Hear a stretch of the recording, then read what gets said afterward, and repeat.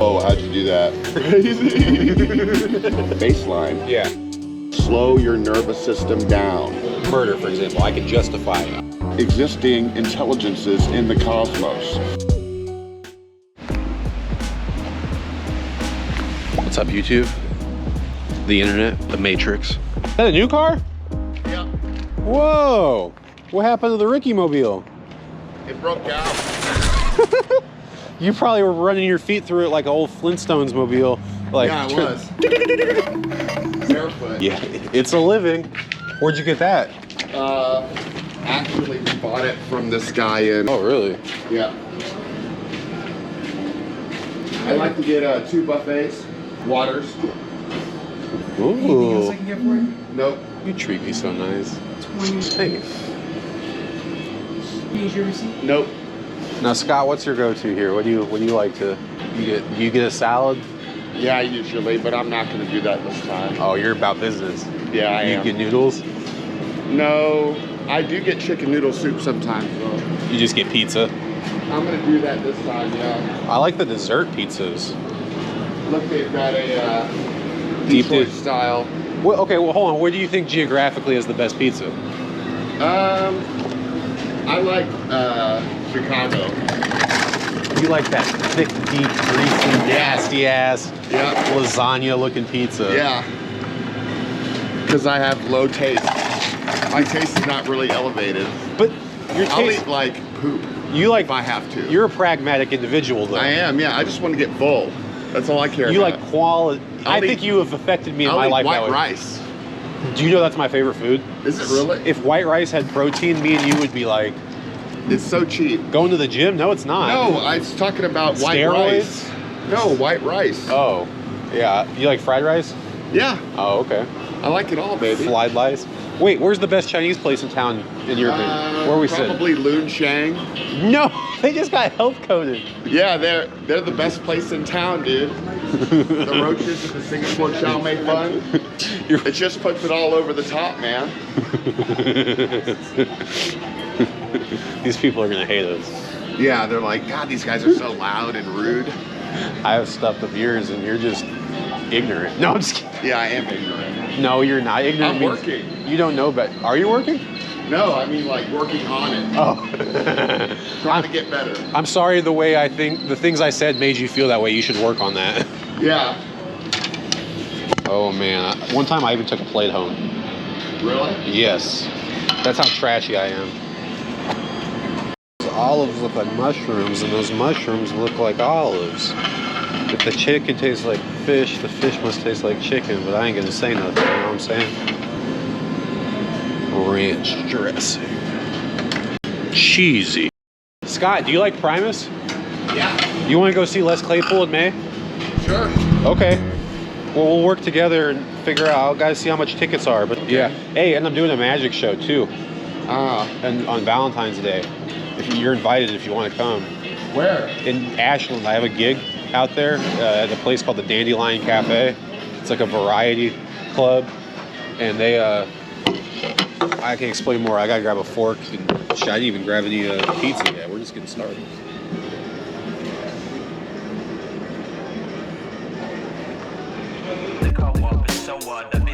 But when I blow up or blow up some steam when I show up to show off, I blow up the snow from my coat, shoulder frost. Oh God. We got to establish a thing here. I don't know if what you would call. God damn, I didn't get a fork. You gotta get a fork, buddy. Just gotta use my hand. Yep. Curtsy bow the curtain call, cricket chirps. Oh my God, the nerves it's all. All the performers. There's burlesque. There's drag. There's stripping. It's Really? handicap accessible. They pay me to do magic, and they really like me. And I'm really surprised. It's nowhere like it here. And it's in bumfuck Ashland. There must be a lot of mushrooms out there. No, I'm saying for those people to be so open-minded. Oh, no, the people out there are like, it's like a racist-ass area. So they had to. I was gonna say, aren't they like Republican? They are. So why are they so progressive at the same time? That seems like counterintuitive. Because they could get the rent cheap. That's the reason? Columbia Do doesn't you think want. it's all financial? Dude, I have so many theories. I worked for Live Nation for 4 years.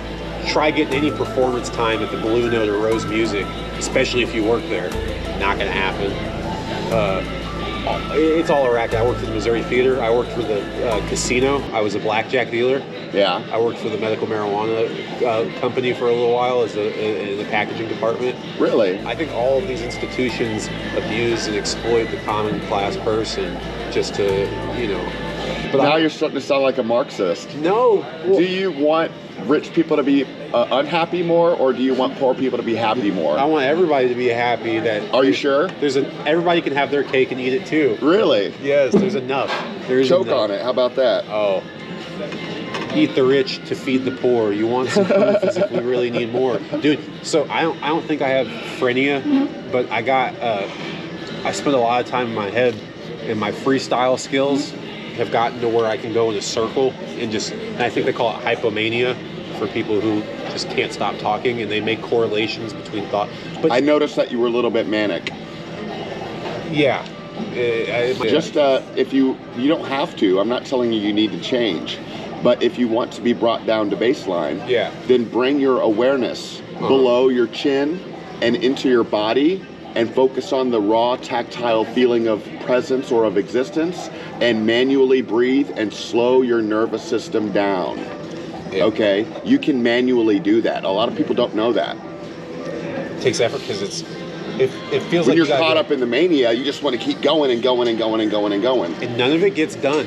So nothing gets done. I'm trying to do magic. I'm trying to do music. I'm trying to do comedy. I can't find a job that pays for shit, because every job that I get, I work for, and I'm a good worker. They just don't pay you, and they just treat you like shit, and they promise you so much, and they just never follow through, and you give them so much credit.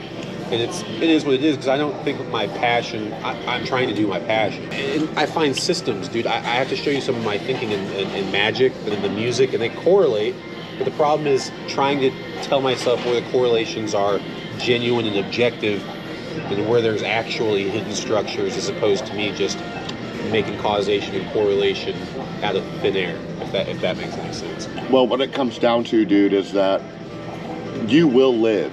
Okay, even if you drop the body, you are not the body.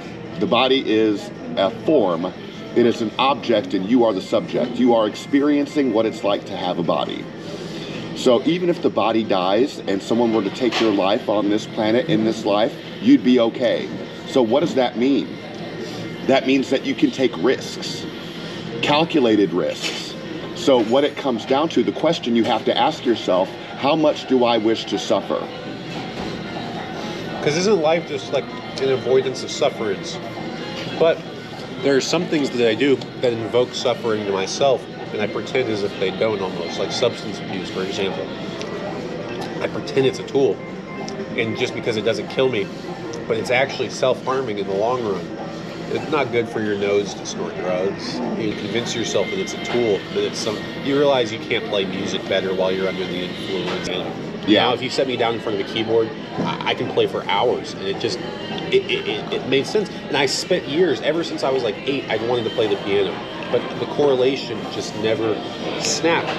And I'm at the until recently. And I'm at the precipice of all the time where every innovation that I find is feeling like it's pushing me one step closer to the final puzzle.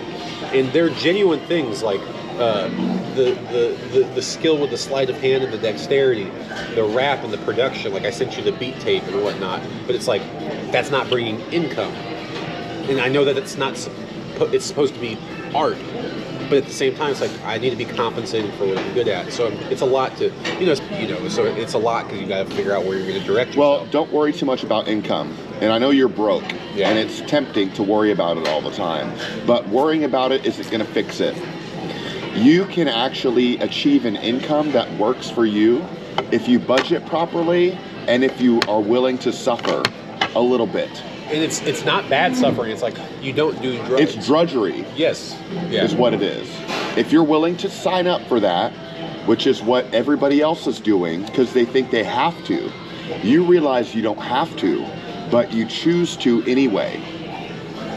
Okay, I was just curious if that ever, the institution, understand it from a war machine perspective, like why they, like for example in high school, get people to come sign up. I understand that. It's the same thing as the music business, predatory loaning.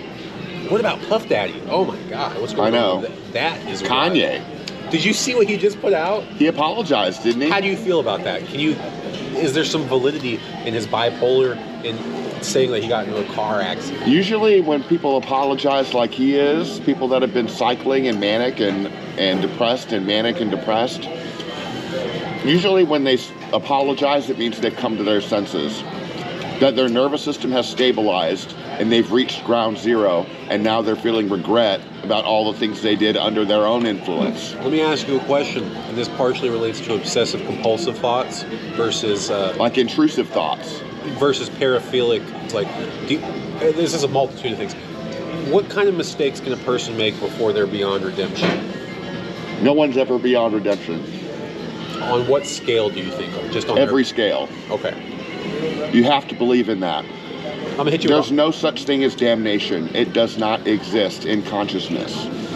Every single being is celebrated. Why? Because it's sentient. And sentience is a family of existing intelligences in the cosmos. And if you are a member of that family, that makes you royalty. Whether you're man, woman, child, plant, animal, doesn't matter. You have to account. There are some things that I can't attribute justifiable by my autonomy because they enforce such an amount of my fate affects your free will in such a consequential way. Like if I choose to abuse or but it's weird because like murder, for example, I could justify a murder, but in the long run I don't think that it's reasonable as a solution, right? Like in the sense that like, can somebody really wrong me enough that I would genuinely want to succumb to seeing their demise through. Well, these are all ethical concerns, and the thing is that you have to decide your own ethics. You can't ask anybody else to decide them for you. So what's the difference? And that's one of the faults of religion, is religion teaches people how to think morally. And that's not very helpful in the new paradigm, in this modern age where we're all living in. Was it more helpful at one point? It was more helpful when all of our basic needs were not guaranteed the way they are today. Like hunting and gathering? Food, clean water, homeostasis, fun, pleasure, drugs, entertainment. So are some religious dogmas and institutions designed around evoking your sense of liberation through cathartic experience by pretending that if you do things in the body, you're somehow damning God by furthering from his image? They give you doctrine. And doctrine consists of a list of should-dos and should-do-nots. In this new modern world, we're all deciding who we are as individuals and what our own list of should-dos and should-do-nots is. And it comes back to how much are you capable and tolerant of suffering. That's what will indicate what your morality will be like. What about quantum mechanics? Like the most fundamentally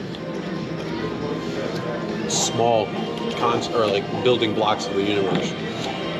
We think that they're like, you split a brick in half, and then in half, and then in half, until you get to the most infinitesimally small piece. The indivisible unit, which in ancient Greece was called the atom.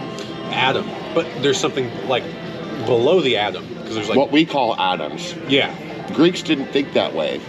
They said atom means, in their language, indivisible unit. So what's infinity? You can't keep bisecting things in half. Eventually, you're going to come down to the atom that cannot be split. And the only thing that exists in the Greek atomist's mind is atoms in the void, atoms in empty space, atoms in different combinations, creating all of the form and matter and energy that we see. So one thing doesn't necessarily have to be one thing. One thing might be representative not just by 0 or 1, but as in multiple states before it finalizes or superimposes on itself, just like Schrodinger's cat. Like a cat is alive in a box. Schrodinger's cat was actually used to show how ignorant and untenable that idea was. That you could occupy a superposition between it being alive and a dead cat. How could that ever happen, right? Because nobody's observing it. It was a reductio ad absurdum. That was his thought experiment. It was to show that that line of thinking is not rational. Interesting. So Einstein has something to do with this, and Isaac Newton has something to do with this, because these are all models of our physical world, space and time, right? Yes. But space and time are governed by dimensions. 1, 2, 3. Well, space and time is actually one thing. We call it space-time. It is a fabric of reality where massive objects bend and warp the fabric around them. So if you take a rug and you put a bowling ball in the middle, that's like a planet in the middle, or on the edges of it, or as we could say, a star at the center of a solar system. So was that very first thing a cell, or was it was it a mass of celestial goop? I mean, because it wasn't just a Big Bang, it was like an infinite expansion, right? Well, there was an expansion where there was the beginning of so basically the Big Bang, in the beginning, the universe was in a singularity, and a singularity is a point of infinite density and infinite smallness, we could say. Infinitely small and infinitely dense. That erupted and then created a period of heating where the universe was very, very hot because all of the matter and energy was very, very close together, okay? And then as the explosion happened, it burst all this matter and energy outward into the universe. And then that initiated a cooling period. And it was the cooling period where the initial subatomic particles began to form atoms, began to form molecules, began to form elements, began to form chemicals, and just periodic table elements that you think of, like helium, hydrogen, compounds of made of substances, made up of substances, yeah, made of elements, and those eventually condensed into stellar nurseries that created the first stars and the first planets. So if all of that infinitely possible potential came from one place, yes, the absolute. Well, no, not that's you're cross-contaminating two different ways of thinking. Explain. Okay, so the absolute is what's called an a priori concept or truth, fundamental truth. And truth and fact are different. Well, truth and scientific fact. There are no truths in science. It's all hypotheses and theories. Proved by math. But the math can verify that the hypothesis is true up to a point, because it has to be verified through experiment. But isn't math a universal constant? No. The universal constant is the speed of light under Einstein's theories. That is the one thing in the universe that's the same value all the time, no matter what space-time it's in. But it fluctuates depending on how fast you're going. Or your experience of light. So the distance it travels and the time it takes to travel that distance. And that's what limits our travel through space, because we can't get to Mars in enough time for it we can, but let's say aliens wanted to come here. Yeah. Let's say aliens from the center of our galaxy wanted to come to the outer recesses of the Milky Way and visit an out-of-the-way, backwoods star like our sun and go to its planet Earth. Then it would literally take them, traveling at the speed of light, millions of years to get here. I wouldn't let my daughter date nobody from the dark side of the moon. There's probably alien bases there. Do they still do probing? Or what was the whole point of that? That was a fad. That was like bell-bottom jeans. That was the last update. That's no longer, yeah. I read Alien Monthly, so I know all about what they're thinking about, what their trends are. Have you actually interfaced with alien technology? I mean, have you been abducted? I mean, I've used a microwave toaster. You know, bread? That sounds pretty sci-fi to me. Like warm toasted bread. Sliced bread? Sliced bread, yeah. So wait, what about the pyramids? Toasted. Were they built by slaves? Hold on, I'm going to get more pizza. I'll be right back. Yeah, I probably should. I'll be right back. Hopefully they put more variety up there.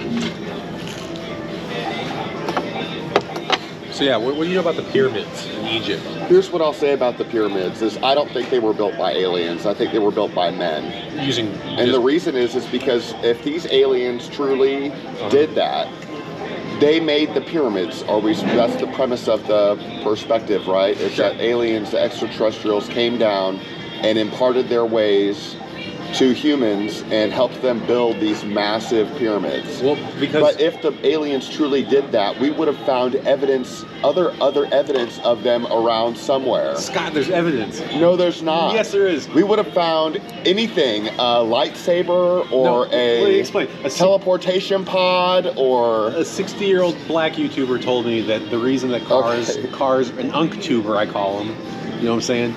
A real front stoop sitting barber shop. He had facts, man. You're like, think about this one, man. All of these are alien symbols. Yeah, maybe that's a little far-fetched, because even when I try to go down some of that rabbit hole, it's like, especially some of the music industry stuff, man. Baphomet, what's up with that? And secret societies and mysticism and magic, and Aleister Crowley and Jack Parsons and the Jet Propulsion Laboratories. Don't get too caught up in conspiracies. Well, some of that stuff was real. We straight up used Nazi scientists. We straight up did drug the water supply. No, what I'm saying is don't troll YouTube for conspiracy videos. Oh, where do I find real conspiracy? Don't worry about it. Oh, that's good. Focus on your magic, focus on your comedy, focus on your rapping, focus on all that stuff. So what should I talk about in that stuff? Because it's a medium for you to, you said one time, stay silent if you're not saying original things, right? Because then you'll observe. Can I tell you something? Yeah. Whatever you do, you are going to get better at doing that thing, and you're going to likely repeat it in the future. If you're watching a YouTube video, what are you doing? Getting better at watching. You're getting better at watching YouTube videos. Yeah. And you're probably going to do it again in the future. What are you doing when you're practicing magic? Getting better at magic. And you're probably going to do it again in the future. Everything is built on building habits. Okay? So I'm saying, drop the YouTube. It's not helping. Well, maybe I can listen to the background if I'm working. Maybe. Maybe. Or if you just want to jack off and have a little fun, you can get on YouTube and watch some silly video. Yeah, or whatever. No. It's okay. I'm not saying it's totally bad, but I'm just saying... You watch YouTube all the time. What are you telling me? I do, but I watch it for music. I play music on YouTube. What do you think? I don't just binge watch YouTube videos like I used to. I used to be really bad about it. I used to just watch YouTube videos all day long. And let me tell you, I wasted so much time when I could have been doing other things, like expanding my mind and my consciousness, working out, writing, reading. How's your book? What book? You know the book. That I wrote? Yeah. It's done. Where is it? It's just done. It's gone. You gonna publish it? No. Why did you turn your head when you said that? You seemed ashamed. I am ashamed of it. I'm not going to publish it because I was unmedicated, mentally ill when I wrote it. So it's just scribblings of a madman? It's basically the babblings of a psychopath. Is it monologue or is it manifesto? There's long stretches of monologue in there. I would. You'd read it and you'd be like, I'm going to light this bitch on fire. Dude, I watched some videos of people self-immolating, and that's got to be a horrible way to go. But some people do it as forms of protest. Like there's a famous picture of a monk somewhere. It's on the Rage Against the Machine album cover. Oh, I need to get something. Their first album. What was it called? Bulls on Parade. Am I thinking about the right thing? Anyway, so yeah, I'm familiar with that. There's also self-flagellation. Do you know what that is? Yeah, I've gone down a whole lot of those rabbit holes. And I've gone down a rabbit hole of sanctioned suicide too, where I was reading a lot about how people accomplish that. And it's like, but there's also a goal of extending the lifetime for as long as possible. Yeah. And it's interesting to see the dynamic. Some of those people are avoiding death in a different way, or contributing to those around you in a positive manner, potentially. Like, you don't want to die an old fart that's got dementia and Alzheimer's and is causing a burden. But if you're still productive, so to speak. It's good to meditate on your own mortality and reflect on it, because it'll teach you respect. When you're young people throw around the idea of death like it's nothing, like it's a frisbee. They just toss it back and forth. They don't have any reverence or respect that this could all be over very soon. So that's something that's very healthy, is to think about it and actually come to terms with it. And that way you're not running from it your whole life. What is, so they're not necessarily within you, or not within you, but with, in their mind before you. So what do you think is undergoing the consciousness as that process undergoes? Are you going through the 4D screen? Strictly, we could say strictly that the consciousness is not changing. Or if we wanted to be even more nerdy about it, we could say the pure awareness that is itself aware of both the interplay of subject and object, of experiencer and that which is experienced. That intelligence that sees those two opposites, those complementary opposites, does not change. It is the very core of you as a perceiver. Okay? So under the influence of drugs or anesthesia, the input changes, but the background stays one. It is always solid. There's always an infrastructure there. Yes. Is that because the soul is much wiser than you are? Yes. But what is the soul? Is it measurable? It is that atom of consciousness that I just outlined. The essence of you. The essence. But you think and it is, in philosophy speaking, it is an a priori realization, which means it's innate, it's essential. You can arrive at it through investigation. You can realize it. And then it's not about measuring anything anymore. It's not empirical. Can you see that? It's just as I expected. The clues lead right to the detectives. Oh, yeah, because I was going to do a trick with this. I saw a sugar packet at the counter up there, I guess, because maybe they have iced tea.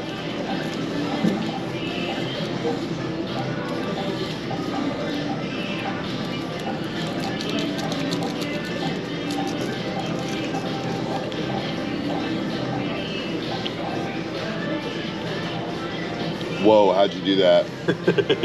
That's crazy.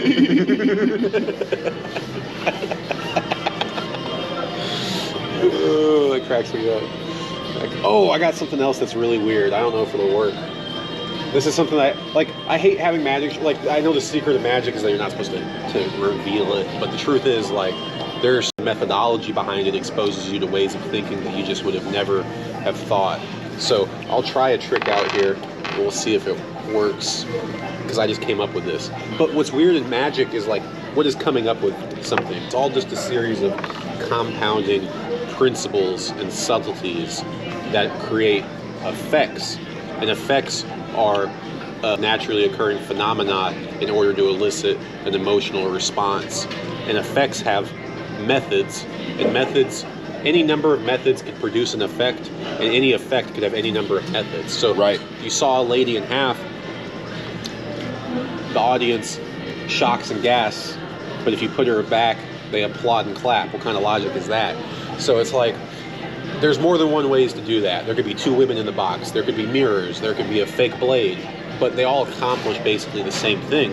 And that principal thing is only like 7 or 12 physical properties, meaning one object that's in like one place can't be somewhere else at the same time.